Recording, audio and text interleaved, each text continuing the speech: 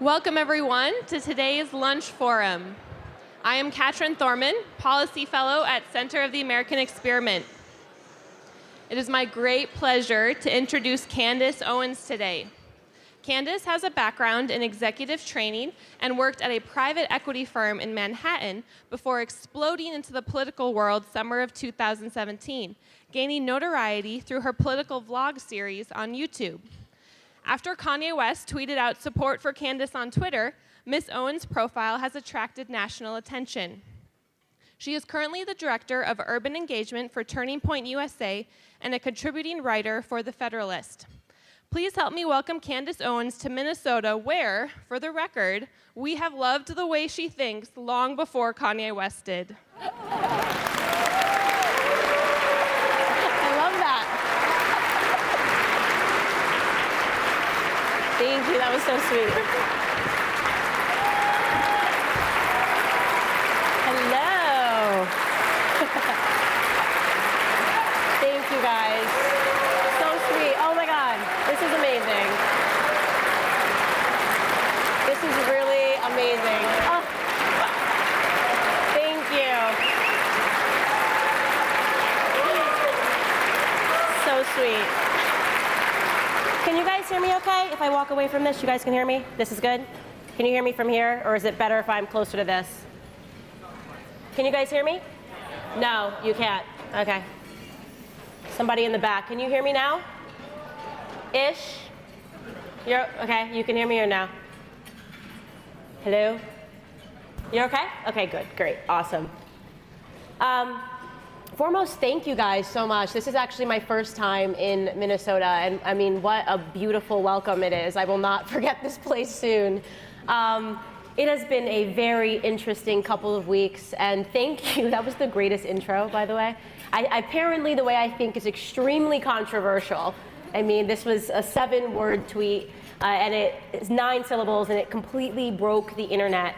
So I just wanted to tell you guys, there have been a lot of articles about me. I'm sure you've seen them. I'm reading every day to find out more and more about myself. This morning I found out that I was the consigliere of like a mob boss, which was interesting in the Daily Beast.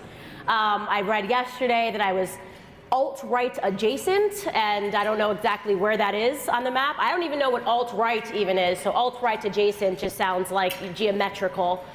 I have read that I am a KKK sympathizer, which is really interesting. And I have read that I am a white supremacist, which is fascinating. It's amazing. So I now have myself on Google Alerts because I really would like to know more about myself, and the journalists seem to be out to get me, and they are just really piling it on. So what is the truth about the way Candace Owens thinks? What is my story? Nobody has, of course, none of these journalists reached out for a comment because these are no longer journalists, these are hitmen. Their job is to, when they see something catching fire, is to make sure that they kill it before anybody else gets the idea that this person might be telling the truth. I've also, by the way, my favorite thing was reading that I was a rich girl from Connecticut. If I am rich, please let my parents know. That would be a very interesting versus the way that I actually grew up. So the truth is that, yes, I was raised in Connecticut. I was raised in Stamford, Connecticut.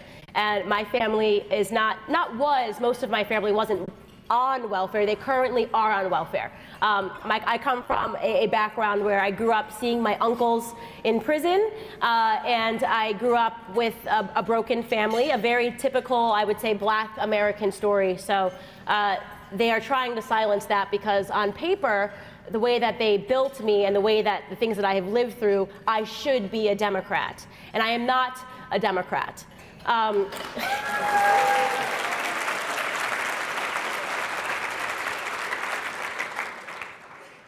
What I like to say about the Black community in general is that if you show me a Black person, I can show you someone that is a conservative and just doesn't know it.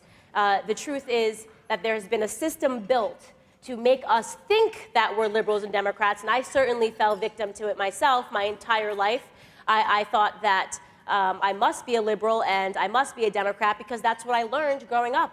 And there are really 3 verticals that I've been able to define which contribute to this mentality. The first vertical is your family. When you think about where you get your ideas from, it is, of course, your family. They are the first people that are telling you, mom and dad are saying yes or no, this is good, this is bad, sit down, don't jump up on the table. But what the left has done is that they've broken down the black family, okay? They did this in the 1960s via President LBJ and his Great Society Act. They created the welfare system, the welfare programs, which, if you guys don't know this, incentivize black women not to marry the father of their children. The government says, I will give you a bigger check if you don't marry him, which is quite interesting. So over time, if you guys didn't know this as well, the single motherhood rate in the black community has jumped 72% since the 1960s, which is abhorrent. It's terrifying to think that the majority, and all of my cousins, grow up without their fathers in the home. And if you want to disrupt an individual, the first thing that you have to do is disrupt that first vertical, which is family. The second vertical that I was able to identify was what happens when black children are growing up without a family unit? What happens if you grow up and you don't have your mom and your dad in the house to tell you what's right and what's wrong? You start to look to culture and the media to tell you yes or no, what's right and what's wrong. And that is why every few years you see that leftists and Democrats put up Jay-Z and Beyonce at every election cycle. They're throwing concerts because they have understood that we begin to idolize these people. We begin to idolize the music and we say, okay, well, if Beyonce says I'm with her, then of course I must be with her too. That is the thought process. The rappers and the singers become mom and dad, which is a huge problem and something that I understood had to be disrupted. If you guys want to know why a 7-word tweet broke the internet, it's because culture and politics are not supposed to mix in this way, especially when we're talking about with conservative ideas. The third vertical is, of course, education. Mom and dad send you to school and you spend most of your time with your teachers. And I just was talking to this table over here, was telling me that, you know, as conservatives in high school, they're getting into a lot of trouble. They're not allowed to have these ideas because, as we know, the Democrats have pretty much locked down the education system. And I see this every single day at Turning Point USA. And for those of you guys that don't know this, what is going on right now at college campuses, starting in high school, it's scary. It's not normal. I thought that Charlie was being dramatic when he said, I have to start these Turning Point chapters to get conservative ideas on campus, because when I was in school, we didn't have people that were this violent. They're willing to be violent if you don't agree with their ideas. They're willing to be violent if you don't think that there are 3,000 genders that you can choose from every single day.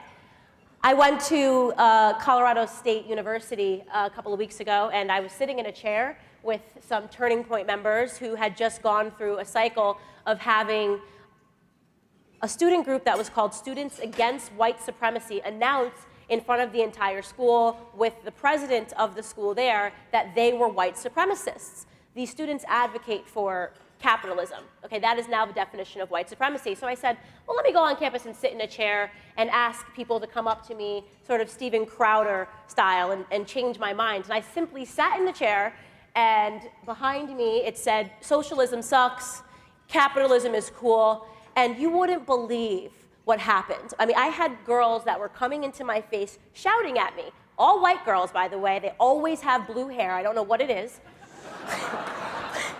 But if you see a child with blue hair, you run the other way on campus, okay? If there's one thing I walk away with, blue and pink hair, and she comes and she screams at me and she says, you are a white supremacist. And I said, okay, what gave me away? And she says, well, you're sitting here selling this jargon, and of course she's cursing and she's saying, and I said, what jargon am I selling? And she says, capitalism. That is white supremacy. That's a really scary place to be when capitalism and free markets are being considered white supremacy on campus, not only because she's saying it, but because she has professors that are backing her up. These students actually believe that socialism is the answer. They can't tell you why there are people fleeing from Venezuela to get to America. It makes absolutely no sense, but this is what you're sending your children to when you send them to these universities, is that there are children that have the right and the freedom to yell at them, to physically accost them in some circumstances, because they think that they should have the right to build businesses on their own. And when I understood this, my aha moment, people say, Candace, what turned you into conservatism? I always say that I wasn't exactly a liberal. I never had blue hair, okay? I never had pink hair. I was never shouting at people that talked about capitalism. But I did believe that because I was black, I must be a Democrat growing up. And I wasn't really paying attention to politics, which I think is the #1 problem facing the black community, is that when you're able to burden any group of individuals with so many problems, okay, when you're a single mother, the last thing you care about is politics. You don't really correlate the fact that all of the issues that you're having as a single mother can be related to political policies. You're just thinking, how am I going to feed all of these mouths in my home? So I looked up while Donald Trump was running for the president of the United States, and when he came down the escalator, I said in my head, as a sleepy liberal, as I like to refer to myself, oh no, this guy cannot be the president of the United States. There's absolutely no way. But that was it. I said no, I didn't really want to be the president. And then what happened afterwards was amazing, because while I didn't think that he should be the president of the United States, the next day, all of a sudden, this guy who everybody loved was being called literally Hitler. You know, a KKK sympathizer, a racist, a sexist, a misogynist. At one point, they called him a rapist. I mean, they threw everything at him, and I said, wait a second, this isn't right. Perhaps racism is being used as a theme to turn black people into single-issue voters. Every single day on the television, we saw Black Lives Matter protesters. By the way, has anybody seen Black Lives Matter on CNN since the election ended? I haven't. I can't find them, because guess what? Once the election is over, they no longer need to use black people like mules to bring them votes, and that's exactly what's going on. So I said to myself, thank you. So I said to myself, the black community needs to understand this perspective. The black community needs to understand that nobody thinks that your lives matter. They think that your votes matter. Okay? So every 4 years and every midterm election cycle, we're going to see these race issues drummed up to make sure that you vote according to how they want you to vote. And then afterwards, of course, nobody wants to talk to you anymore. I say all the time, but if Black Lives Matter, then you're going to have to explain to me why people are okay with Planned Parenthood, which murders 800 black babies every single day.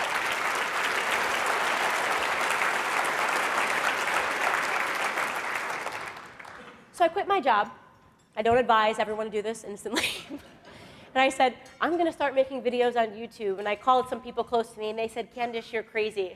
You know, you have this nice job, you work in private equity, why would you do this? But I felt this passion burning in my heart. I said everything that I turned on, it was just black people pretending that this narrative was real. We had people like Jay-Z and Beyonce, Jay-Z who has made his money off of the black struggle, endorsing Hillary Clinton, who is married to a former president who put more black men in prison than any president in the history of the United States. President Bill Clinton did that. How is it possible? So I quit my job and I make a video, and it goes kind of viral. It was called, you guys may have seen it, was called Mom, Dad, I'm a Conservative. And I didn't really say anything in the video other than I'm a conservative. And it was sort of a satirical stab, how it's harder to come out as a conservative than it is to come out as gay or a lesbian in this society, which is a little crazy. Being a conservative is a little bit like being gay in the 80s. And the reaction was exactly what I would expect. I was called an Uncle Tom, I was called a coon, I was called a bedwench, which I didn't even know what that meant. I had to actually look it up because it sounded a little comfortable, if I'm being completely honest. And then I looked it up and I said, oh no, that is not nice. That is the slave that sleeps with the master. And I said, wow, I better keep going here.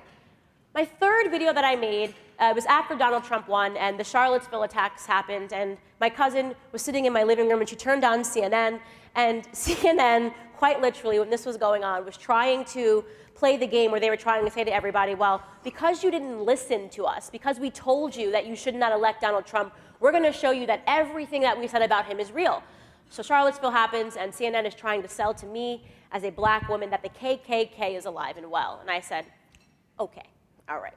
that's about enough. I think this is getting a little ridiculous. So I stopped with the skits and I opened my laptop and I ranted for 4 minutes about how ridiculous it is that they were trying to make me believe that I live in the 1940s, that I can't walk out my door because somebody in a white hood on a horseback is going to come up to me and try to shoot into my living room. And I was insulted. I mean, I was angry and I was frustrated, but I was also insulted because I was raised by my grandfather and the KKK was real. Okay, the KKK was real when my grandfather was growing up in Fayetteville, North Carolina. The KKK was actually a threat then. So to use the KKK to sort of spin this narrative is actually insulting to black people that lived through that time.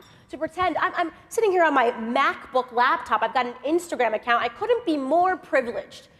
As a black American, as an American period, we couldn't be living in a more privileged time. And yet CNN is trying to sell me my own oppression. So I shoot this video and I basically say, am I the only person that, relies on their own experience to dictate what might be going on in the world? Am I the only person that can get up in the morning and go to Starbucks and a white person makes me my latte and they say, have a nice day. And then I go to the gym and I've got a Spanish guy who hands me my towel and he says, have a nice day. I'm living in a pretty okay place until I turn on CNN, right?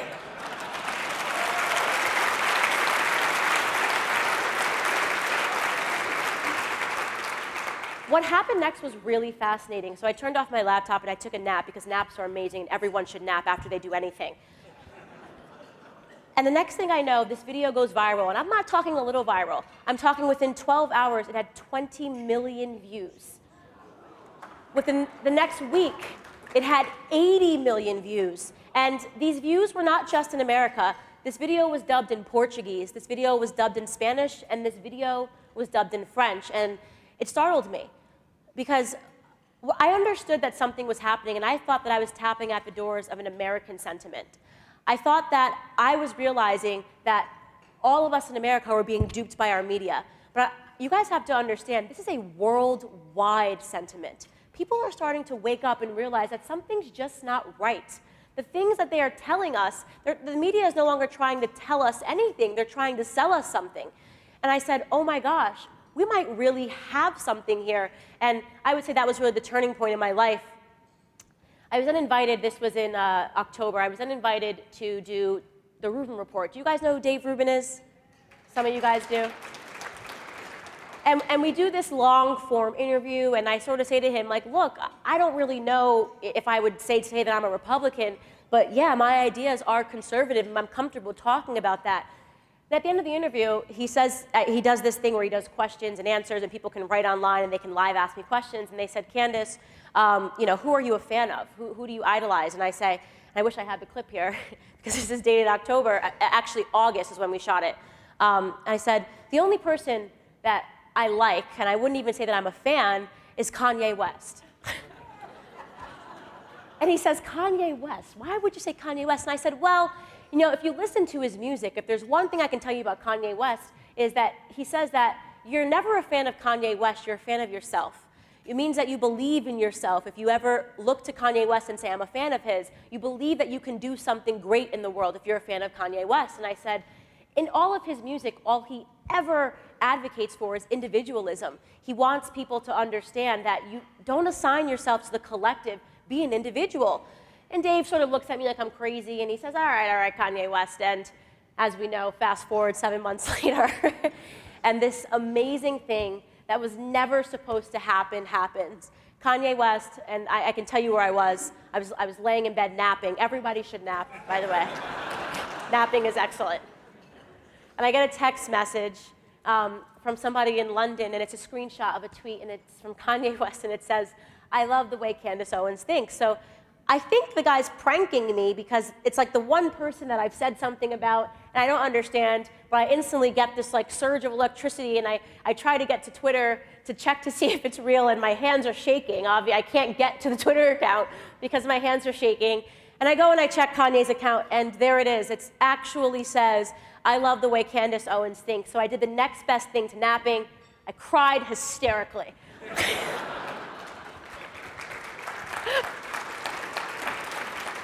By the way, I never cry. I never, ever cry. And I just started crying hysterically because I think I immediately understood what was going to happen here. And I called Charlie Kirk, who you guys might know, obviously my boss, Turning Point USA, and I'm crying, and he's like, and he doesn't pick up, and I literally text him, you have to call me right now, Charlie. And he calls me back, and I start crying hysterically, and he thinks my entire family has been assassinated because I can't get out the words. And he's like, what's wrong, what's wrong? And I'm like, and he's like, what's going on? And I'm like, I can't get the words out. And I finally say to him, Kanye West just tweeted me. He goes on and he just goes, oh my God, something just happened here. I don't think people understand how significant this tweet is and why it's so important, and why conservatives and Republicans, we seem to have been losing in the past, is because the left has had a stranglehold on culture, okay? Kanye West is married to Kim Kardashian. You might not like Kim Kardashian, you might not believe in what she sells, but this is a woman that can go on the internet and say, I like this chapstick. And it sells out in 3 minutes, okay? Literally. This woman has a tremendous amount of power, and it's not just her. She has this entire family of Kardashians, and the richest one is actually the youngest, Kylie Jenner, who literally sells lip kits. In a matter of minutes, she can make them sell out worldwide. The left understood this model. The left understood something that Andrew Breitbart said a long time ago, which was that politics is really downstream from culture. The person that controls culture really does control politics. And they never were meant, culture was never meant to look at conservative politics. They made sure that they had a stranglehold on that. So we understood what we had there, and then subsequently the internet broke. I had no idea it was going to be an international news story within a couple of hours. And then something else amazing happens, and he sends me an email, and he says that he would like to meet in person. And some of you guys were asking me what happened, and I haven't spoken about it at length, but what happened was really amazing. He is suddenly starting to understand that he's not allowed to be an individual in the world, that he can't be Kanye West. And that's the one thing, as I said, in his music that has been detailed that he has never been okay with. And he cares passionately. He always says, I got the feelings, but Candace got the facts. He doesn't exactly know, a lot about politics in the same way that I didn't know a lot about politics when I had this tremendous feeling that something had really gone amiss in the black community. But he does understand that because he sent this tweet, within a couple of hours, they were running headlines saying that he needed to be hospitalized for a mental disorder, which is really crazy, that they were willing to say that he was having a bipolar episode, which is what some people were running, because he wrote, I love the way Candace Owens thinks. He didn't even specify what he likes about what I think. I think a lot of things. If you follow my Twitter feed, I think Chick-fil-A should sell their chicken sandwiches beyond noon, and their chicken biscuits. He didn't even have to specify what it was that he enjoyed about what I thought. And they were willing to condemn him to a hospital ward. What does that really say about the culture of the left? What does that really say? And it's what I've been saying all along, is that you are not allowed to be an individual. You are not allowed to think your own thoughts, especially if you are a black American. Especially if you are a black American, because 93% of us have been voting for a party that has destroyed our communities, that actively seeks to destroy our communities.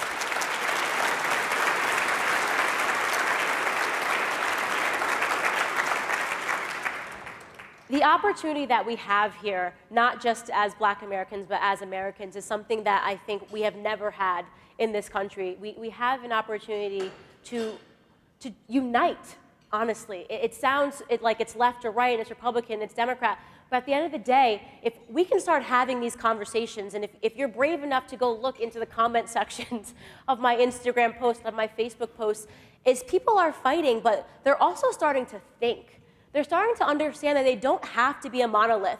You don't have to think a certain way because you're a lesbian, or because you're gay, or because you're white with blonde hair, or because you're black. You're allowed to actually think your own thoughts irregardless of any of that. And that's what people are starting to understand. They're starting to research the facts and to form their own opinions.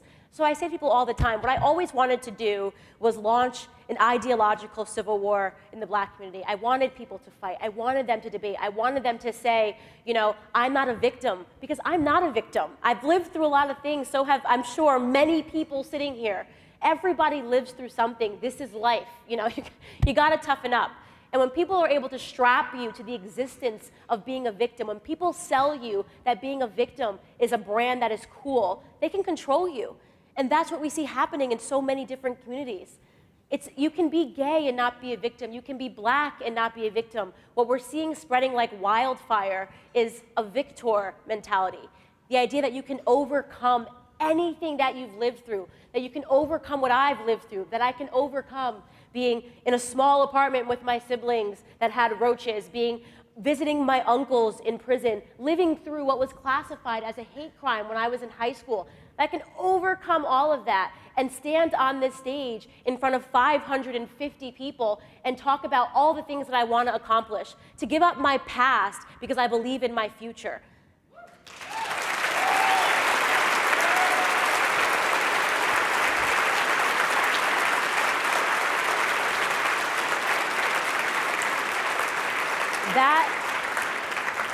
That is the American dream for people that forgot what that was about. That is the American dream, that you could come from a different country and speak a different language and have nothing but the clothes on your back, and you could become a billionaire. And that is something that we have given up to the government, that the government got bigger and the individual got smaller. That really is the dangerous thing that Candace Owens thinks, that it seems to have broken the internet. And I want to get to some questions, but thank you guys so much for having me.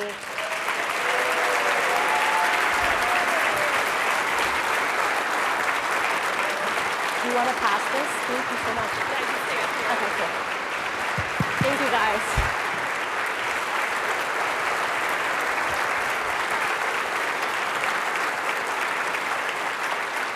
Thank you, Candace.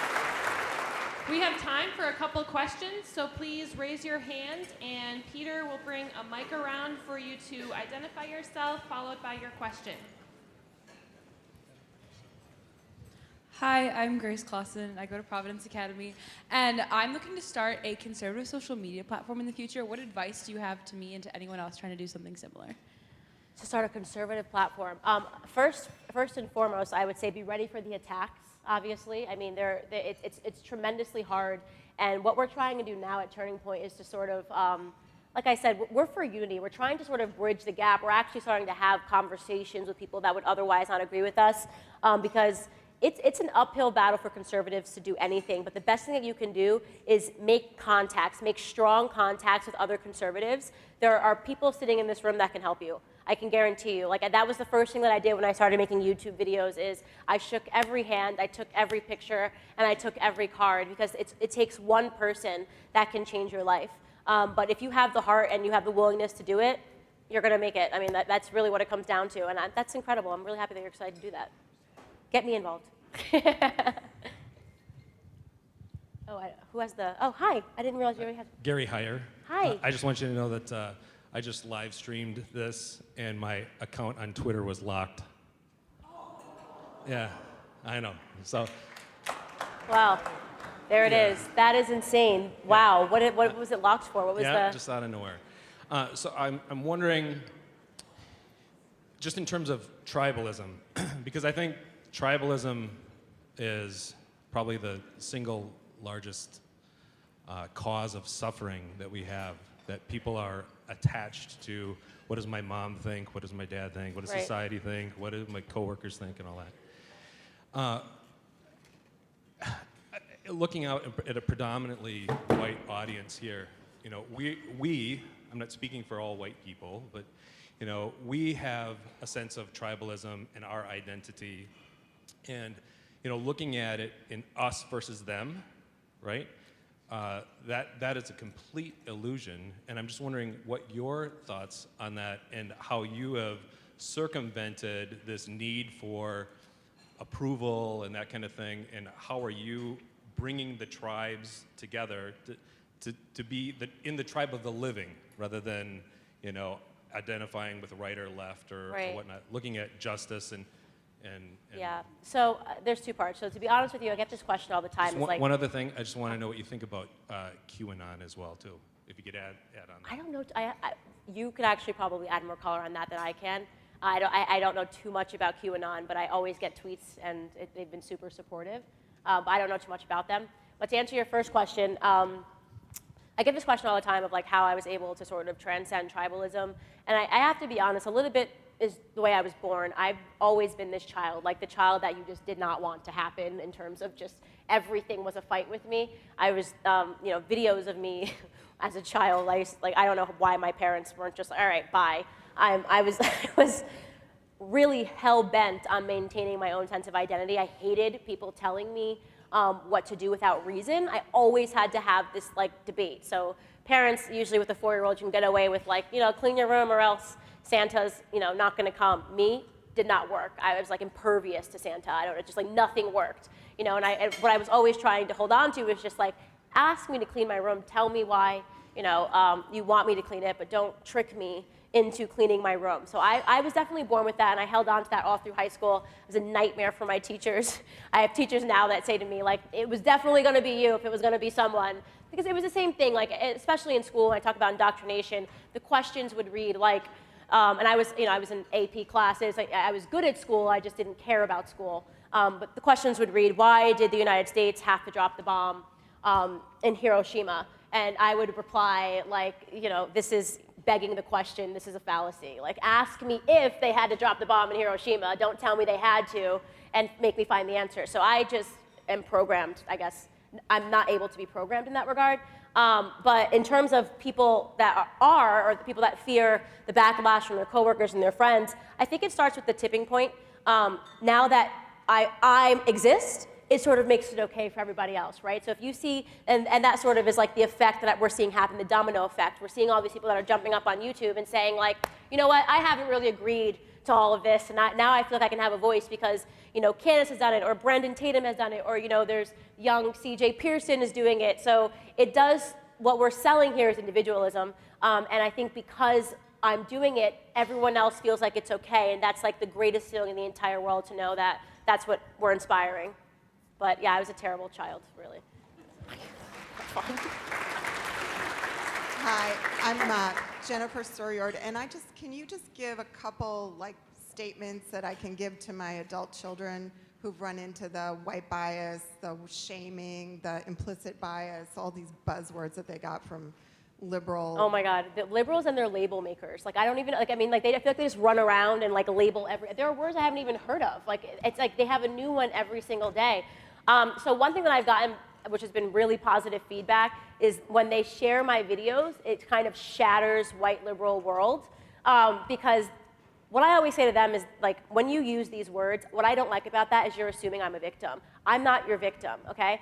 So if I'm a victim, allow me to say that, but there's something that's very, it's very pandering when somebody tells me, when I have these white students on campus who scream at me and tell me that, I had one girl say to me, what would your sister Angela Davis think? And I was like, I don't have a sister named Angela Davis. I literally thought she was talking about my sisters, I have a sister named Ashley, I have no sister named Angela that I know about. And she was basically saying to me that because a black woman had come before me and had these ideas about me being a victim, I had to subscribe to it. And I took a second to tell her, this is the very definition of racism. The thing that you claim to be fighting, right? Is you assuming that because of my skin color, I'm a victim, or that I have to subscribe.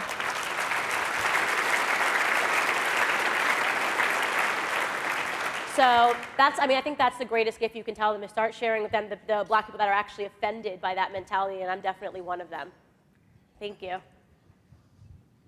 Hi. Hi, my name is Mr. Fisher, Brent Fisher. I'm a teacher at Liberty Classical Academy. Thanks for coming. I know you've been busy doing the news circuit, so it means a lot that you're here. Just one question I think we're all wondering. Have you had any further correspondence with Kanye? And if you could comment on the TMZ interview and people saying that was a total meltdown. Right. I know you commented on that briefly, but if there's any hope that he might be able to, crack open a Thomas Sowell book or research something, Right. Yeah. which would be helpful for culture. So no, Kanye is not a politician. He's not here's what I can tell you is, so the TMZ interview was, he has been trying to help be the fuel to my rocket ship, if that makes sense. Right? He wanted to crack open this conversation so people started talking about this, which is all they can talk about right now is Kanye West, because he wasn't supposed to be saying that. But he's tremendously interested in philosophy. He's following Jordan Peterson and all of these other thinkers and doers, Charlie Kirk. Yes, I have had more correspondences with him, and yes, I can confirm to you that this is just the beginning. It's going to get a lot bigger, and they think that they are silencing him by running all these articles, but they are just going to make his voice even louder. He 100% wants to, he doesn't want to be a politician, but he will have a great impact on politics, and you'll see all of that within the next month.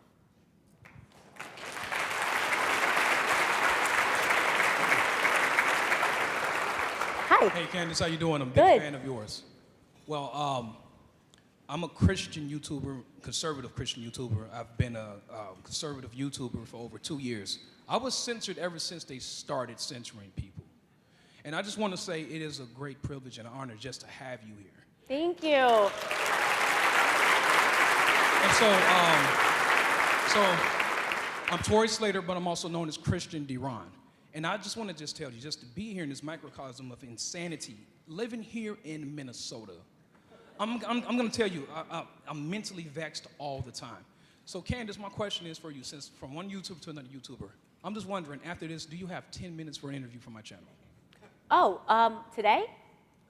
Yes. Yeah, yes, I can do that today, yes. I will do it.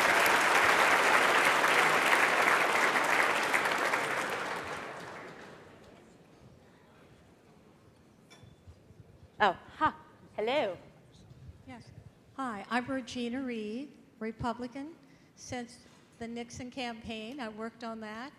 I had raised more money for Shirley Chisholm, and the Democrats called and asked me who was my donors, my contributors. At that time, you didn't need to if you collected less than $100. I told them I did not.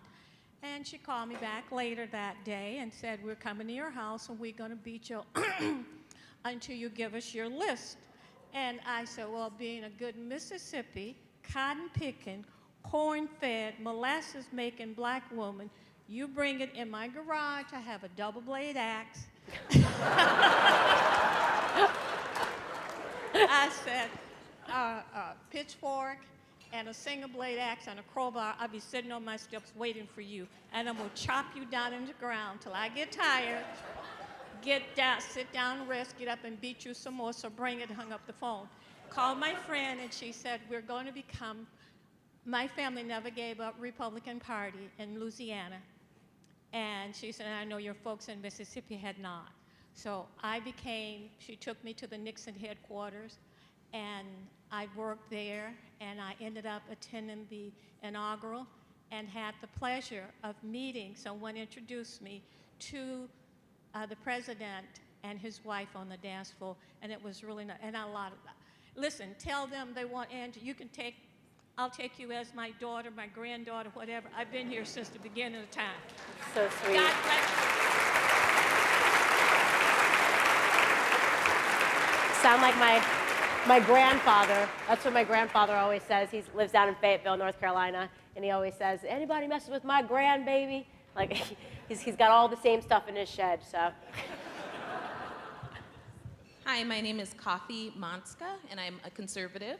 And I encourage you, as Candace said, to meet each other. I met a friend here who's also an attorney, and we started a conservative group together from meeting at one of these American Experiment events.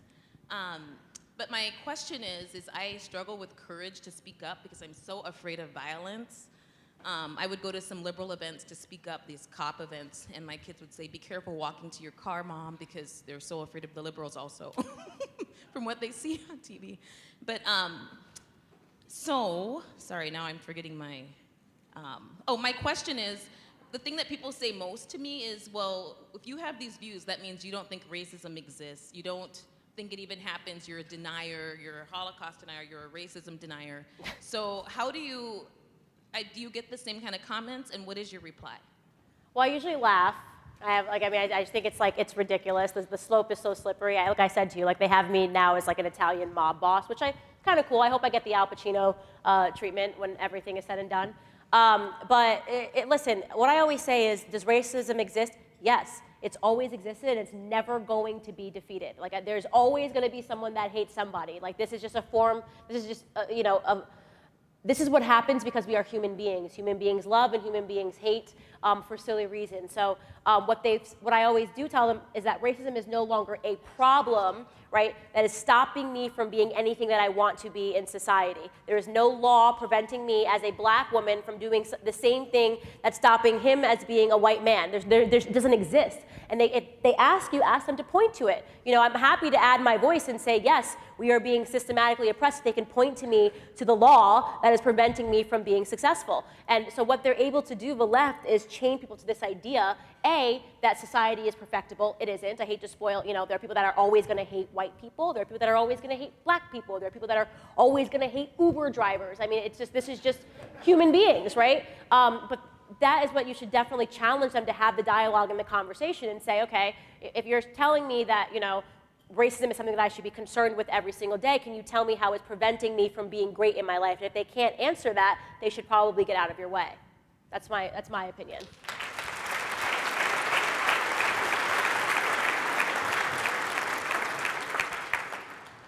My name is Claire Christensen. I'm a senior at Providence Academy. I was wondering if you could give any advice to debating with people who fundamentally disagree with you. Yeah. Because I think a lot of this controversy isn't really going anywhere because people aren't willing to listen or accept that maybe their opinion isn't correct. Right. So debating is, I'm going to say two things. First thing is that I realized that it is very hard because some people don't want to debate because they know that they have no logics behind their emotions. So a lot of times when we descend on these campuses, we'll literally get like a group of protesters, like the Black Lives Matter video that went viral, and people were like, oh, you know, I shut them down, and was like, you know, kind of rude. What people don't see is that they were literally screaming the entire time, just saying like, F the police, talking over us. And when we said, everybody, you're welcome to come up with us and debate us, like we actually, if you disagree with us, come to the front of the line and we'll hand you a microphone so we can have this. They didn't do it. They literally wanted to sit there so they could just scream and shout and be emotional. So it's hard to debate, I think, because a lot of them understand that when pressed to do that, they're incapable of it because it's all emotions and very little fact or logic. But for people that are actually willing to have the dialogue, you'll usually hit some common ground because they're willing to have the conversation. The best thing to do is not to debate them, but allow them to debate themselves. So number one strategy that Charlie Kirk gave me was ask them questions. They ask a question, let them keep walking themselves forward. So I had a girl get up and she said, you know, I think, you know, Milo Yiannopoulos is a white supremacist. And I said, oh, okay, what is the definition of white supremacy? She stopped. Well, okay, because Milo, I mean, tons of things that I disagree with that he does and has said, but the idea that he's a white supremacist, he's married to a black man. It's like, I mean, it's really a little ludicrous to call someone who's married to a black man a white supremacist. And she couldn't do it. So I just kept asking her questions, and in the end, she wanted to stop because she couldn't answer her own questions. So the best debate strategy is to ask them to sort of explain themselves, and they always fall into a trap because there's very little logic there. You're welcome.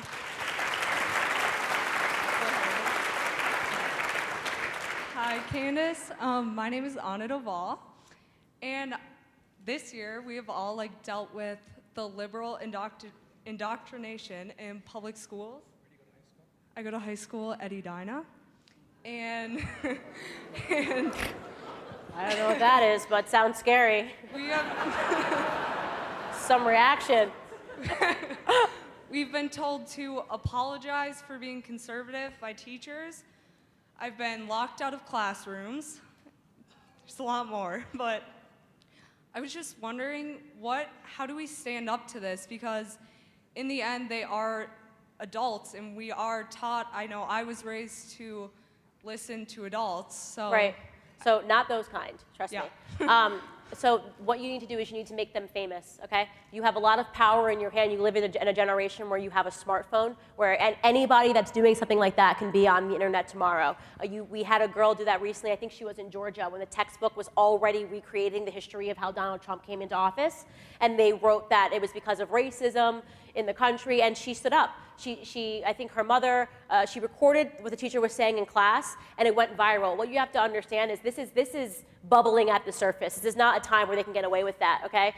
You put that on the internet, I can guarantee you write that in an email to what we do at Turning Point USA with our professor and teacher watch list is exactly that. We're not gonna say what should be done to the teacher, but we are happy to make those teachers famous if they believe that that's what they should be telling students.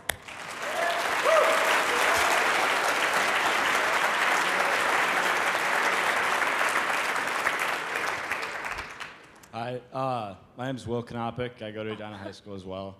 Ooh. I was wondering if I could get your opinion on Scott Adams and his thoughts. Oh, so this is funny because did you see that Kanye retweeted that video? I thought it was brilliant. Very, very brilliant. So for those of you guys that don't follow Scott Adams, I actually wasn't following him, and he sort of, he pretty much said what I'm saying up here, that Kanye West ripped a hole in reality because he was describing on a little whiteboard that, Candace Owens is supposed to be over here, and Kanye West being a part of culture is supposed to be over here, and that him tweeting those 7 words ripped a hole in reality, and that what we're going to see is pretty much a tremendous earthquake in these next coming months and leading up to 2020 and beyond. So I don't know all of his thoughts, so I'm not going to sit up here and say that I co-signed to everything, because for all, that's how they get you. So this means that you agree with all of this, but in his assessment of why, why what Kanye West did was so significant, I 100% agree with him. He was spot on. It was a really smart analysis. What are your thoughts on Jordan Peterson phenomenon? Oh, I love Jordan.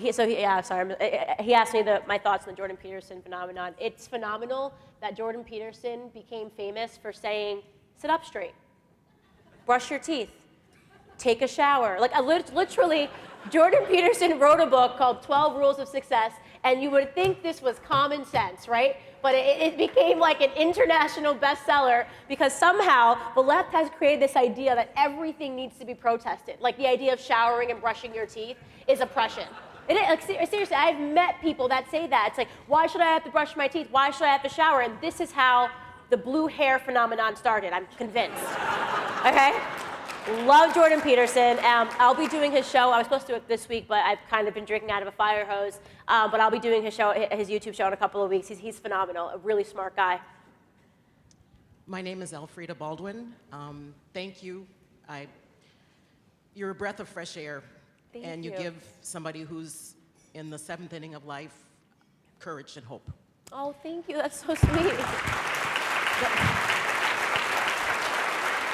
So I saw your interview with David Rubin, and I loved it until you said you liked Kanye. And then I'm like, ah! But I've decided I'm going to listen to the message fully and not reject people, because there's a part of what they say I don't like. Right. But as much as I know Kanye can maybe pull in younger people, there are some older people, Thomas Sowell and Walter Williams. I love him. Love him. They have wandered in the conservative wilderness. Right. For pretty much all their lives. Yep. They are phenomenal. They are phenomenal. I was reading Thomas Sowell's book on the way in here. So the new one? Yeah. Well, it was just gifted to me. He did an interview, and I listened to him read like one of the last passages in that book, and it was just it was wonderful. So if there's a way to get those older folks' voices out there as well. So here's what I'll say, and I get this question all the time because I read books. I like to read books, and Thomas Sowell, Larry Elder, they've sort of written it all and have been dismissed, called Uncle Toms and Coons, and they have amazing accomplishments in their life. Think about Condoleezza Rice. She's the first black person, forget black woman, to get into Augusta. It's like unheard of, the things that she's accomplished, and she's completely dismissed. But so here's what I'll say. People always ask me, like, why don't I talk about, do interviews with them. They've been dismissed because we're in a different time right now. So when I started making my videos, everyone was like, it's not going to get done. I had black Republicans that were speaking out against me, like, oh, this isn't going to work, blah, blah, blah, because they were sort of bitter that they hadn't been able to be effective. Well, one thing that you can't discount is the times that we're in. Okay, people don't have an attention span to watch a Thomas. It's sad. It's ridiculous. They don't have the attention span to read. Like, it's literally gold. What he writes is gold. Everyone should be forced to read it as a part of their curriculum, but they don't. So how do I get what I've learned from them and deliver it to the masses? This is why I started on YouTube. This is why I made my videos always under 4 minutes with jump cuts, because I wanted to say the same thing that they're saying, but in a different voice so that they actually heard my message, and it's been successful. So where I get my ideas, I always say, I am not the inventor of these ideas, please, let me tell you. And my heart goes out to these people. I just did Larry Elder's radio show the other day. I mean, the treatment that he has gotten for telling the truth. You know, being bold enough to tell the truth hasn't been fair, but their message has fallen on deaf ears because many times it's not the message, it's the person delivering the message that people will listen to, right? So I am hoping that we get to a point where, because I've kind of opened the window here, that people will start to see where my ideas come from. And the truth is, I mean, Thomas Sowell, Walter Williams, they're legends. I mean, it's unbelievable what they've been able to do. But I appreciate your comment. I hope that that explains why I do things a little differently, because kids don't have an attention span and they take too many naps. Hi, Candace. First, I want to say I love you. Thank you. And I'm a senior citizen, and I've been praying for decades for someone like you. That is so sweet.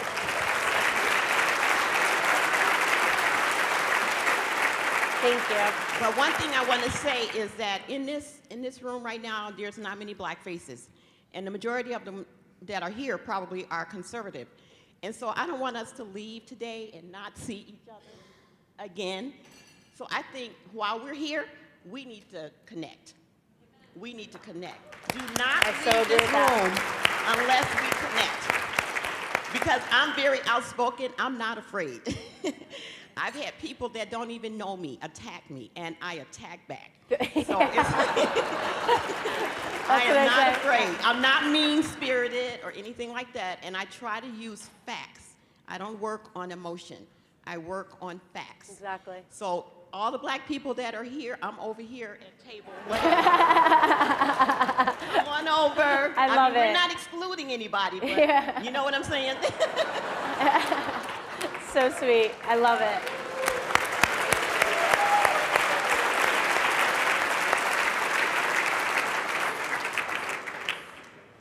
Candace, I think we have time for one more question here, so if you can incorporate any closing thoughts you have also. Absolutely.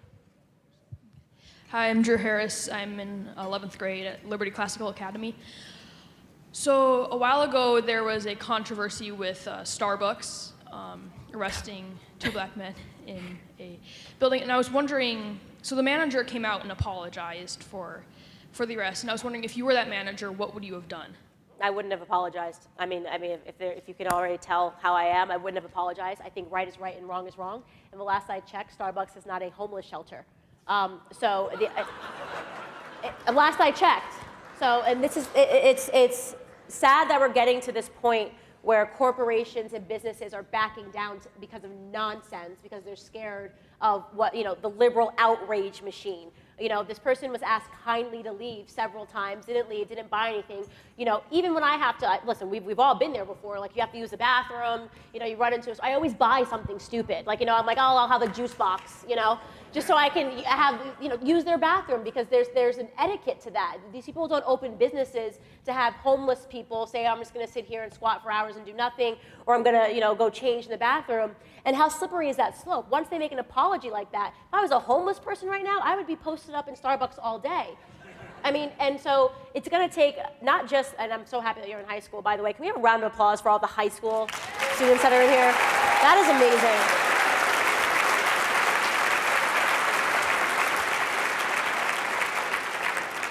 But it isn't just the black community that needs new leaders. We need stronger business leaders to set the tone for what is acceptable behavior and what is not acceptable behavior across the board, okay? They should not have gotten an apology. They should have gotten no exposure. They shouldn't have been on CNN acting like they were victims of oppression. These were people, regardless of their skin color, that acted badly and had to deal with the consequences after. So no, I would not have apologized to them whatsoever. Another big round of applause for Candace Owens. Thank you guys so much for having me. Thank you. So sweet. So sweet. So sweet.